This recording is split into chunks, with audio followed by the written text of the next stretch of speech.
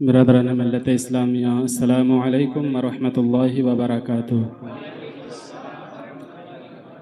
अल्हम्दुलिल्लाह अल्हम्दुलिल्लाहि रब्बिल आलमीन वल आक़िबतु लिल मुत्तक़ीन वस्सलातु वस्सलामु अला रसूलिहिल करीम। अम्मा बाद फ़अऊज़ु बिल्लाहि मिनश शैतानिर रजीम बिबरकति बिस्मिल्लाहिर रहमानिर रहीम। अलम नशरह लक सदरक सदक़ल्लाहुल अज़ीम व बल्लगना रसूलुहुन नबियुल अमीनुल मतीनुल करीम व नहनु अला ज़ालिका लमिनश शाहिदीन वश्शाकिरीन वल्हम्दुलिल्लाहि रब्बिल आलमीन।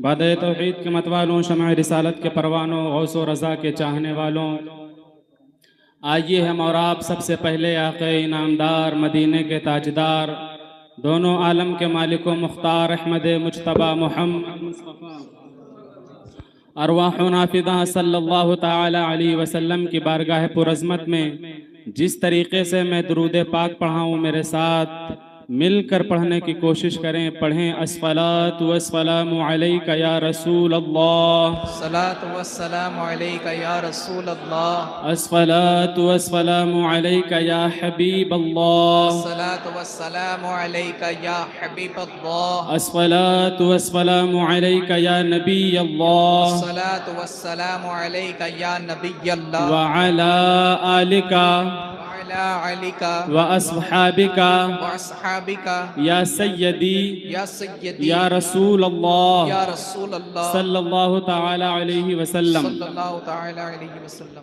फरमाने मुस्तफ़ा सल्लल्लाहु ताला अलैहि वसल्लम है कि जो शख्स मुझ पर एक मर्तबा दुरूद पाक पढ़ता है, जो शख्स मुझ पर एक मर्तबा दुरूद पाक पढ़ता है, अल्लाह तबारक व ताला उस पर 10 रहमतें नाजिल फरमाता है। इसी पर बस नहीं, बल्कि उसके 10 गुनाहों को मिटा दिया जाता है। हुजूर की रहमत इतने पे नहीं रुकी, बल्कि हुजूर ने फिर फरमाया कि उसके 10 दर्जात को बुलंद कर दिया जाता है। तो ये एक मर्तबा दुरूद पाक पढ़ने की फजीलत है। तो अब हम दिन में कई मर्तबा पढ़ सकते हैं, नमाज के बाद पढ़ सकते हैं, और कई ऐसे औकात आते हैं कि जब हम दुरूद पाक का विर्द कर सकते हैं। तो जब हमें ऐसा वक्त मिले, और होना तो ये चाहिए कि हमारी जिंदगी में एक खास वक्त होना चाहिए कि ये हमने दुरूद के लिए वक्त कर रखा है। तो कोशिश करेंगे ना इंशाअल्लाह।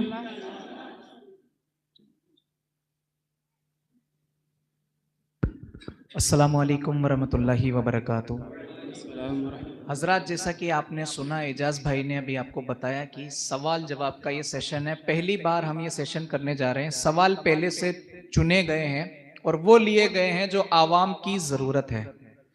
सवाल वो लिए गए हैं जो आवाम की ज़रूरत है। पहले से चुनने का मकसद ये था कि हम इन सवालों के दुरुस्त जवाब किताब से पढ़कर आप तक पहुंचाएं। ठीक है, सवाल पहले से लेने का मकसद क्या था कि किताब से पढ़कर और दुरुस्त जवाब आप लोगों तक पहुंचाया जाए। अगर आप में से किसी के मन में सवाल आता है और वो सवाल पूछना चाहता है, तो अभी सवाल नहीं लिए जाएंगे। इसलिए नहीं कि हम आपका सवाल नहीं लेना चाहते, बल्कि इसलिए कि हम नहीं चाहते कि हमारे यहां से कोई गलत जवाब आप लोगों तक पहुंचे। और ये महफिल लाइव भी है, तो कई लोग सुन रहे होंगे, देख रहे होंगे। इसलिए आपकी बारगाह में ये अर्ज है कि अगर कोई सवाल पूछना चाहता है तो एक पेपर पे या पर्ची पर लिख कर पहुंचा दे। जवाब हमारे पास मौजूद होगा तो फिल वक्त दिया जाएगा, वरना आप लोगों को किसी दूसरे मौके पर उसका जवाब मालूम कर कर दिया जाएगा। आइए सवाल जवाब का सेक्शन शुरू करते हैं। पहला सवाल है, अगर वित्र की नमाज में तीसरी रकात में दुआए कुनूत के लिए जो तकबीर पढ़ी जाती है, वो तकबीर भूल जाए तो क्या हुक्म है? यानी तीसरी रकात में जो तकबीर पढ़ी जाती है दुआए कुनूत के लिए, वो तकबीर भूल जाए और हाथ कान तक ले जाने के बजाय सीधा रुकू में चला जाए, तो क्या हुक्म है? क्या वापस सीधा खड़ा होना पड़ेगा कयाम में, या फिर नमाज को कंटिन्यू करें रुकू से? देखिए, इसमें 2 सवाल हो गए। एक तो सवाल ये है कि अगर इंसान जो वित्र की नमाज पढ़ता है इशा में, उसमें जब वो वित्र की नमाज के लिए दूसरी रकात से तीसरी के लिए खड़ा हुआ, तो अब उसे जो है सूरत फातिहा के बाद, सूरत मिलाने के बाद जो है एक तकबीर कही जाती है ना। वो तकबीर कही जाती है, वो तकबीर के बाद जो है एक दुआ पढ़ी जाती है। ये वाजिब है। क्या है? वाजिब है। और अगर नमाज में आपकी वाजिबात में से कोई चीज छूट गई, रह गई, तो उसके लिए सजदे सहू जरूरी है। अगर आपने सजदे सहू नहीं किया, सलाम फेर दिया और मजलिस भी बदल दी, तो अब वो नमाज दोबारा पढ़नी पड़ेगी आपको। और दूसरा सवाल इसी में ये बनता है, जो हजरत ने पूछा कि अगर उसने जो है वो कब तक वापस जा सकता है, वो ऊपर जाए या ना जाए, ये सवाल, कब तक वो पलट सकता है। तो देखें, जब तक आप रुकू की पूरी हालत में नहीं आते, रुकू की जो मुकम्मल हालत है, उस हालत में अगर आप नहीं आते तो ऊपर जा सकते हैं। और अगर उस हालत में आप आ गए कि रुकू में आप पहुंच गए, तो फिर अब ऊपर आप नहीं जा सकते हैं, नमाज को आगे जारी। रुकू की मुकम्मल हालत क्या है? मुकम्मल हालत रुकू की ये है कि इंसान की पीठ पूरी सीधी हो जाए। पीठ जो इंसान की है वो पूरी सीधी हो जाए, इस तरह के अगर उस पर पानी भी रखा जाए तो वो गिरे ना। हम करके दिखा सकते हैं यहाँ आवाम को, ताकि जो भी मन में शक हो वो दूर हो जाए। एजाज भाई तशरीफ लाइए, एक मर्तबा करके दिखा दीजिए। रुकू की मुकम्मल हालत क्या होती है वो आप देख लीजिए एक मर्तबा। कब तक पलटना होता है और इस तरफ कीजिए आप। हाँ, दिखाने के लिए कर सकते हैं, समझाने के लिए। सुभान अल्लाह। ये रुकू की मुकम्मल हालत जी। हज़रत ने कहा कि रुकू में पूरी मुकम्मल हालत में जाने से पहले पढ़ सकते हैं। मिसाल के तौर पे अल्लाह अकबर कहते हुए अपना कान पर थापने की तकबीर है, उसमें दुआ कुनूत की तकबीर। अब वो दुआ कुनूत पढ़ने से पहले रुकू में जा रहा है, इतना गया तो अभी वो पलट के वापस आ सकता है, कान पर हाथ लगा के दुआ कुनूत पढ़ सकता है। समझ में आया आपको?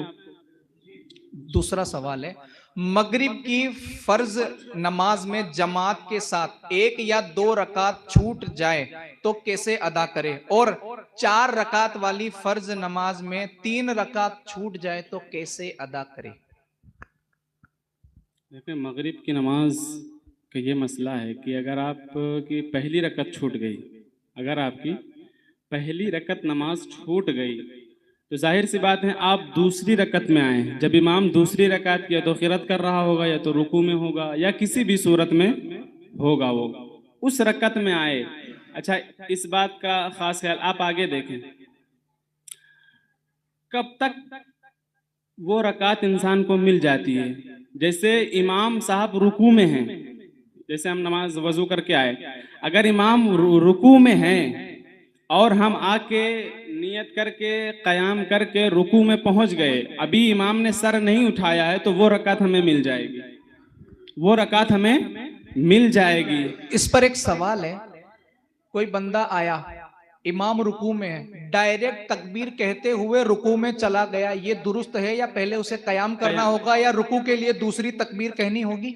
जी बिल्कुल, कयाम चूंकि नमाज में फर्ज है तो कयाम तो करना ही होगा, और रुकू के लिए दूसरी तकबीर कहनी जरूरी होगी। क्योंकि कुछ लोग ऐसे होते हैं कि डायरेक्ट इमाम अगर रुकू में है तो जल्दबाजी में एक ही तकबीर कहेंगे और सीधे रुकू में चले जाएंगे। नहीं, वो गलत है, फिर वो कयाम नहीं हुआ, वो रकात उसकी नहीं मानी जाएगी, वो रकात नहीं मानी जाएगी। वो रकात उसकी नहीं मानी मतलब जाएगी। पहले तकबीर कहे और कयाम में खड़ा हो चंद लम्हे के लिए, फिर दूसरी तकबीर कहता हुआ रुकू में जाए और इमाम के साथ शामिल हो। ठीक। अब ऐसा भी नहीं कर सकते कि इमाम साहब रुकू से उठ गए फिर हम रुकू में गए, तो दूसरी रकात में हम आए। अब दूसरी रकात इमाम की है, हमारी वो कौन सी रकात होगी?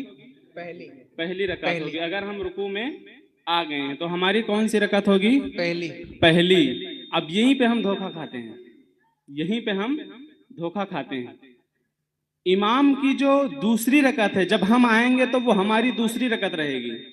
कौन सी रकत रहेगी? वो दूसरी रकत रहेगी। और फिर इमाम साहब कायदे में बैठ जाएंगे, उसके बाद वो उठेंगे तो इमाम साहब की तीसरी रकत होगी, हमारी भी वो तीसरी रकत होगी। हमारी पहली रकत छूटी है, हमारी पहली रकत छूटी है तो इमाम साहब के साथ कायदा कर लेंगे, और जब इमाम साहब सलाम फेर देंगे दोनों तरफ, मुकम्मल सलाम जो इमाम साहब फेर दें, उसके बाद हम खड़े होंगे, क़याम करेंगे और फिर सना पढ़ेंगे और अपनी पहली रकत मुकम्मल करके नमाज अदा करेंगे। जैसे इमाम रुकू के अंदर है जी, अब जो मुक्तदी पीछे से आया वो नियत कर बांधेगा, तो नियत अल्लाहु अकबर कहते हुए तकबीर के साथ नियत बांधेगा या दूसरी तकबीर कहते हुए सीधे रुकू में जाएगा। जैसे मिसाल दे रहा हूँ, मुक्तदी पीछे से आया अल्लाहु अकबर जैसे किया, नियत नहीं बांधी, फिर अल्लाहु अकबर कहा क्योंकि इमाम रुकू में छोड़ा, और दूसरी तकबीर कहते हुए अल्लाहु अकबर कहते हुए रुकू में चला गया, तो ये दुरुस्त है? नहीं, उसके लिए खड़ा होके जो है तकबीर कह के, तकबीर कही, हाँ, पहले तकबीर कही अल्लाहु अकबर, अब उसने हाथ नहीं बांधे, लेकिन दूसरी तकबीर कहते हुए रुकू में चला गया, कयाम भी हो जाता है, इमाम रुकू में। कयाम फर्ज है, नियत बांधना फर्ज नहीं है। क्या? कयाम फर्ज है, हाथ बांधना फर्ज नहीं है। क्या?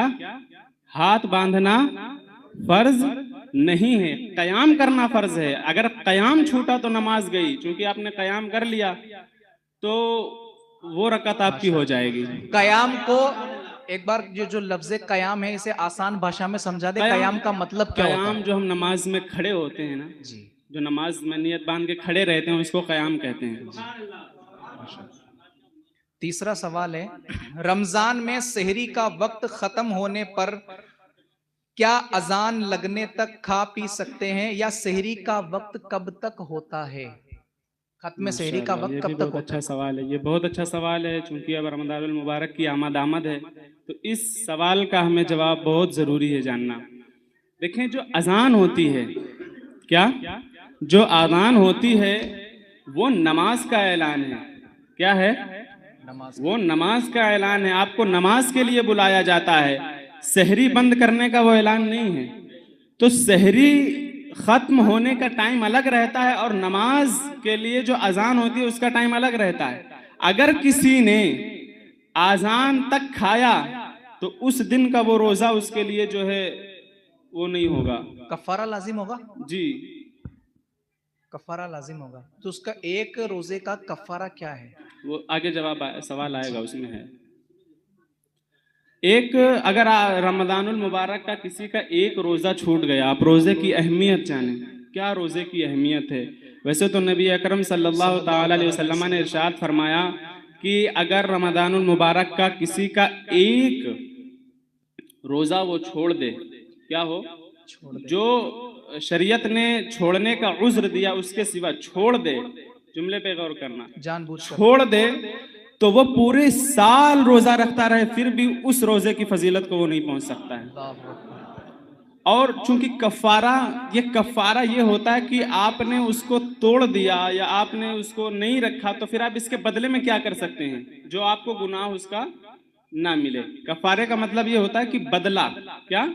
कफारे का मतलब होता है बदला। जैसे आज किसी ने रोजा छोड़ दिया तो फिर उसका क्या बदला है, वो क्या करे, तो उसके लिए आता है कि या तो वो एक गुलाम आजाद करे।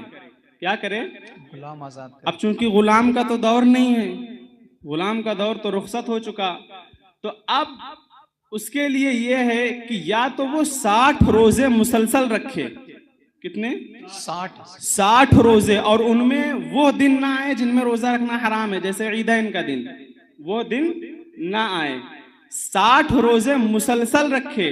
अगर उसने 59 रोजे रखे और एक रोजा छोड़ दिया तो फिर शुरू से एक से गिनती की जाएगी उसकी, वो उसके 59 रोजे नहीं माने जाएंगे।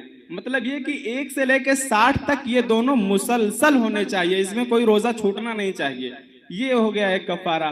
और अगर ये नहीं कर सकता है तो उसके लिए शरीयत ने और एहसान किया, आसान करके, कि वो 60 मिस्कीनों को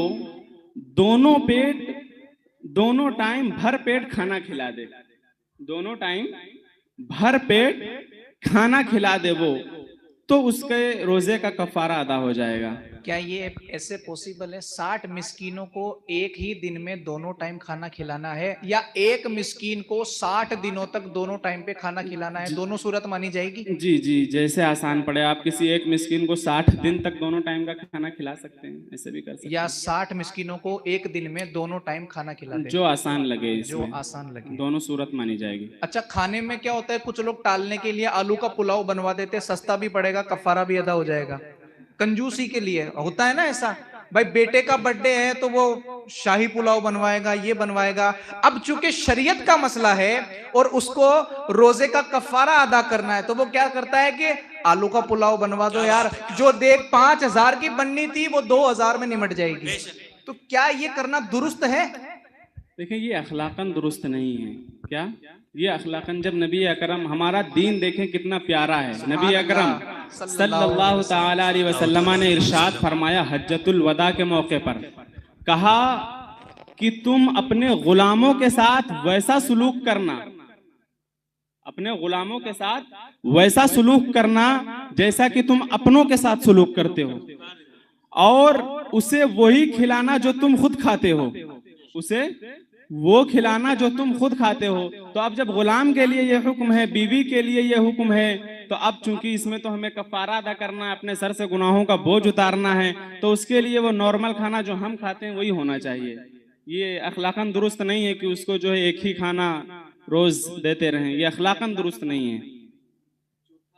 चौथा सवाल यह है कि अगर किसी को यह शक हो कि उसका वजू है या नहीं, तो क्या वो नमाज पढ़ सकता है या वजू करना होगा?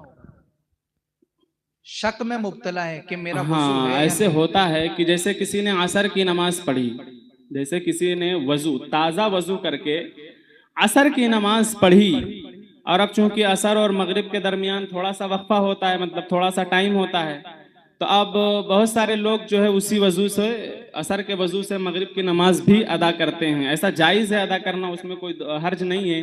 लेकिन अब जब मगरिब की नमाज बंदा पढ़ने आ रहा होता है, थोड़ा थोड़ा करीब आ जाएं, थोड़ा करीब आ जाएं, जितना हो सके उतना करीब आ जाएं। आगे तशरीफ ले आए थोड़ा थोड़ा। भाई आप भी आगे आगे हो जाओ।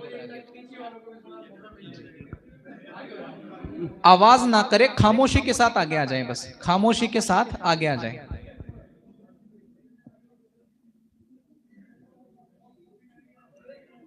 दरूद पाक पढ़िए। अल्लाहुम्मा सल्ली अला सय्यिदिना मौलाना मुहम्मद व अला सय्यिदिना मुहम्मद व बारिक वसल्लम अलैहि सल्लल्लाहु अलैहि वसल्लम। देखें हमारा दीन कितना खूबसूरत दीन है, क्या क्या मजहब हमें अल्लाह ने अता किया है। सुभान अल्लाह। नबी अकरम सल्लल्लाहु ताला अलैहि वसल्लम ने इरशाद फरमाया, किसी को मस्जिद में, किसी अपने मोमिन भाई को मस्जिद में जगह देना ये भी इबादत है। सुभान अल्लाह। सुभान अल्लाह। तो हो सके तो आज की रात सिमट सिमट के बैठ जाएं, लोगों को जगह दे दें। अगर आपकी वजह से कोई परेशान हो तो ये मुनासिब नहीं है। कम से कम आज की रात तो किसी का दिल जो है कोई अजियत में ना मुब्तला हो। जितना हो सके हम समेट के बैठ जाएं, खामोश हो जाएं, बहुत खामोश हो जाएं, आवाज ना करें। जी जी, ये सवाल क्या था अभी? वजू के शक में मुब्तला है, वजू है या नहीं? हाँ, अब जैसे किसी ने असर में वजू किया, तो अब वो जब मगरिब की नमाज पढ़ने जा रहा है या मस्जिद आ रहा है, अब उसको शक है। क्या है? उसको शक है कि मेरा वजू है, शायद टूटा था या नहीं टूटा है। तो देखें, शक की बुनियाद पर वजू नहीं टूटता, शक की बुनियाद पर वजू नहीं टूटता। उसे वैसे ही नमाज पढ़ लेना चाहिए, और दुरुस्त भी है वैसे पढ़ लेना। अगर किसी को शक है, गुमान नहीं है, गालिब गुमान नहीं है कि वजू टूटा, शक है कि वजू टूटा है या नहीं टूटा है, तो इस बुनियाद पर वो बगैर वजू किए भी नमाज पढ़ सकता है, और ये दुरुस्त है। अगला सवाल ये है कि इंसान नापाक कब होता है? आजकल लोगों में ये मशहूर है कि कीचड़ लग गया या गंदे पानी के छींटे लग गए तो उससे नापाक हो जाते हैं। कुछ लोग खड़े होकर पेशाब भी करते हैं, तो वो ये सोचते हैं कि मैं पूरा नापाक हो गया। तो एक मसला हल फरमा दे कि इंसान नापाक कब होता है, और ये लोगों की गलत फहमी है या ये वो लोग दुरुस्त हैं कि जो छींटे लगने पर अपने आप को नापाक तस्वुर करते हैं और नमाजें छोड़ देते हैं? बहुत अच्छा सवाल है, माशाल्लाह। देखें, बदन के नापाक होने का जो तरीका है वो अलग है कि कैसे वो नापाक हो जाता है, और कपड़े कैसे नापाक होता है इसका अलग है। तो इंसान के बदन पर अगर वो कोई लिबास ज़ेबतन किया है, पहना हुआ है, उस पर कीचड़ लग जाए, ख्वाह वो कीचड़ निजासत गलीजा हो। अब निजासत गलीजा में बहुत सारी चीजें आती हैं। निजासत गलीजा यानी ये मान लें कि गटर का पानी जो बहता है और वो दिखता भी हो और इंसान के कपड़े पर लगा भी हो, फिर भी इंसान नहीं नापाक है, उसके कपड़ा नापाक है, वो भी उतना कपड़ा जितने पर वो निजासत लगी है। ये हमें बहुत जरूरी है जानना। जितने पे निजासत लगी है उतना कपड़ा नापाक है और उतना ही धोना हमारे लिए जरूरी है। अब हम ऐसा नहीं कर सकते कि जो कपड़ा पाक भी है हम उसको नापाक में जाके मिला दें। अगर हमें उस कपड़े को धुलना भी है तो जहां पे नापाकी लगी है पहले उस नापाकी को हम धुलेंगे, पहले उस नापाकी को पाक करेंगे, फिर उस कपड़े को धुलेंगे। तो गंदा पानी लग जाने से या गटर के पानी लग जाने से इंसान नहीं नापाक होता, बल्कि जिस कपड़े पर, जिस जगह कपड़े पर लगता है वो कपड़ा नापाक होता है। तो अब चाहिए कि अगर कोई निजासत कपड़े पर लग गई है तो वो कपड़े को धुलकर, उतना कपड़ा जो है धुलकर अच्छी तरीके से, जो पाक करने का तरीका है, पाक करके इंसान नमाज पढ़ने आ सकता है। किसी इंसान के पैर पर, कपड़े पर नहीं बल्कि पैर पर छींटे लग गए पेशाब के या गंदी नाली के, या जो सीवर लाइन हमारे यहाँ आम दिनों में खुली होती है हरदम, उसके छींटे लग गए, तो क्या उससे इंसान नापाक होगा या इसका क्या हुक्म है? अब देखो, मैं आपको एक मीज़ान देता हूँ, एक तराजू देता हूँ आपको, जिंदगी भर इंशाल्लाह आपको काम आएगा। एक तराजू है, जब आपको कोई मसला पेश आए तो आप उसमें रखिए और तौलिए, जिधर का पल्ला भारी हो अपने आप मसाइल समझ जाएंगे। देखें, इंसान के नापाक होने में, मर्द की बात अभी कर रहा हूं मैं, बल्कि औरतों के कुछ खास हैं, वो किसी और मौके पर इंशाल्लाह। मर्द तब नापाक होता है जब उसके अज़्व तनासुल से मनी निकले, वो भी शहवत के साथ, वो भी शहवत के साथ। मनी समझ रहे हैं ना आप? जब इंसान के खास आजू से मनी निकल जाए शहवत के साथ, उस वक्त इंसान नापाक होता है। अब चाहे बीवी से मिलते वक्त हो, या जो है जहन में गंदे ख्यालात आने की वजह से शहवत पैदा हुई और मनी निकल गई, उस वक्त बंदा नापाक हो सकता है। या माज़ल्ला लड़के का लड़कों से बदफेली करते वक्त, ये सारी चीजों में जो है इंसान जब तक उसकी मनी ना निकले नापाक हो जब तक उसकी मनी ना निकले इंसान नापाक नहीं होता है। जब तक उसकी शहवत के साथ मनी ना निकले इंसान नापाक नहीं होता। हाँ, एक सूरत है कि अगर मनी भी ना निकले फिर भी इंसान नापाक हो जाता है। उसकी ये सूरत है, मर्द की बात हो रही है यहाँ पे, उसकी ये सूरत है कि एक शौहर ने अपनी बीवी से मुलाकात किया, खास मुलाकात। अब दुखूल हो गया, दुखूल हो गया, मैं हया के पर्दे में अर्ज कर रहा हूं, दुखूल हो गया। वो जो खास इज्तिमा होता है वो कर लिए, फिर भी इंजाल नहीं हुआ, उस सूरत में भी इंसान नापाक हो जाता है। दोनों पर गुस्ल फर्ज हो जाता है, बीवी पर भी और मर्द पर भी। वहां पे मनी नहीं, अगर कोई वहां पे कहे कि मनी नहीं निकली तो शरीयत ये कहती है कि यहाँ पर मनी निकले या ना निकले, यहाँ पर इंसान नापाक हो जाता है। ठीक है जी। एक सवाल, तो अब इस बात का खास ख्याल रखें, बरसात में और भी बहुत सारे मौके ऐसे आते हैं कि जहाँ पे थोड़ी सी जो है कचड़ा इंसान को लग जाता है तो वो कहता है मेरा दिल नहीं कर रहा। अब एक बात, क्या कहता है कि मेरा, बोले मेरा, मैं ऐसे शख्स से पूछना चाहता हूं कि आप ज्यादा सफाई के मालिक हैं या नबी अकरम सल्लल्लाहु अलैहि वसल्लम सफाई के ज्यादा मालिक थे? नबी पाक सल्लल्लाहु अलैहि वसल्लम जो है उन्होंने तो दुनिया को मैसेज दिया, तहारतु निस्फुल ईमान, जो सफाई सुथराई है पाकी ईमान का आधा हिस्सा है, पाकी ईमान का आधा हिस्सा है। तो जब नबी पाक कह रहे हैं कि यहाँ पे निजासत लगी तो सिर्फ यही नापाक हुआ, इसको धुल लेने से फिर नमाज पढ़ी जा सकती है, तो आप कौन होते हैं कि मेरा दिल गवारा नहीं कर रहा है कहने वाले? अब ये जुमला हम नहीं कह सकते कि भाई मेरा दिल नहीं गवा, आपके दिल से होता क्या है? क्या बात है, आपके दिल से होता क्या? आप भी कभी देखते होंगे, कभी कभी आप अपनी खुद की नहीं सुनते, तो जो खुद की ना सुने वाह वाह, उसकी शरीयत कैसे सुने? बेशक तो हमें शरीयत को नहीं सुनाना चाहिए, शरीयत की सुननी चाहिए। बेशक, सुभान अल्लाह सुभान अल्लाह। तो जब ऐसा कोई हो और मसला हमें पता चल जाए तो वहां पर यह जुमला नहीं लाना चाहिए कि मेरा दिल नहीं गवारा कर रहा है। आपके दिल से कुछ नहीं होगा, जो शरीयत का हुक्म है वो हुक्म बता दिया जाएगा और उस पर अमल करना हम और आपके लिए सब पर फर्ज है इंशाअल्लाह। एक आखिरी सवाल है, क्या नापाक होने से रोजा टूट जाता है? रोजे की हालत में है, सो रहा था, नाइट फेल हो गया सोते सोते, तो क्या अब वो नापाक तो हो ही गया है, तो क्या इस सूरत में उसका रोजा भी टूटेगा या बाकी रहेगा?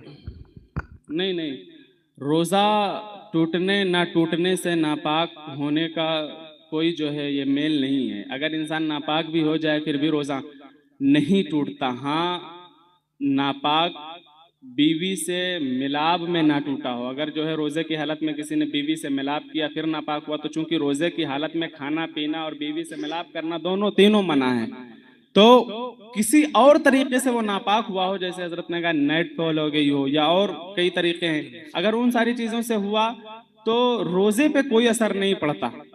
अलबत्ता ये है कि हमको चाहिए, हमारा नौजवान और माशरे में ये होता है कि इंसान नापाक है फिर भी 40 किलोमीटर 20 किलोमीटर घूमने जा रहे हैं, फालतू में घूम रहे हैं। इंसान नापाक है फिर भी घूम रहे हैं। एक हदीस सुने, नबी पाक सल्लल्लाहु अलैहि वसल्लम ने इरशाद फरमाया, जो शख्स नापाकी की हालत में चले, क्या नापाके की हालत में जरूरत से ज्यादा चले। अब जरूरत क्या होती है? हमें नहाने जाना है, शैम्पू लाना है, नहाने जाना है, शरफ लाना है, नहाने जाना है, साबुन लाना है, नहाने जाना है तो जो हमें फ्रेश होना है, ये सारी चीजें जरूरत में आ जाती हैं। या कोई ऐसी घटना हमारे साथ घट गई कि फिर हमें बगैर ताखिर किए हुए जाना है, तो ऐसी सूरतों में छूट है। लेकिन अगर कोई नापाक है और यूं ही वो घूम रहा है तो उसके लिए नबी अकरम सल्लल्लाहु अलैहि वसल्लम ने इरशाद फरमाया कि जितने कदम चलेगा हर कदम के बदले उसे गुनाह मिलेगा। जितने कदम चलेगा हर कदम के बदले उसे गुनाह मिलेगा। तो जब आप और हमको ये चाहिए कि जब जो है ऐसी घटना हमारे साथ हो कि हम नापाक हो जाएं तो फौरन बगैर ताखीर बिला ताखीर हमें गुस्ल कर लेनी चाहिए और हमें पाको साफ हो जाना चाहिए। वाखिर दावाना अल्हम्दुलिल्लाह रब्बिल आलमीन। अस्सलामु अलैकुम।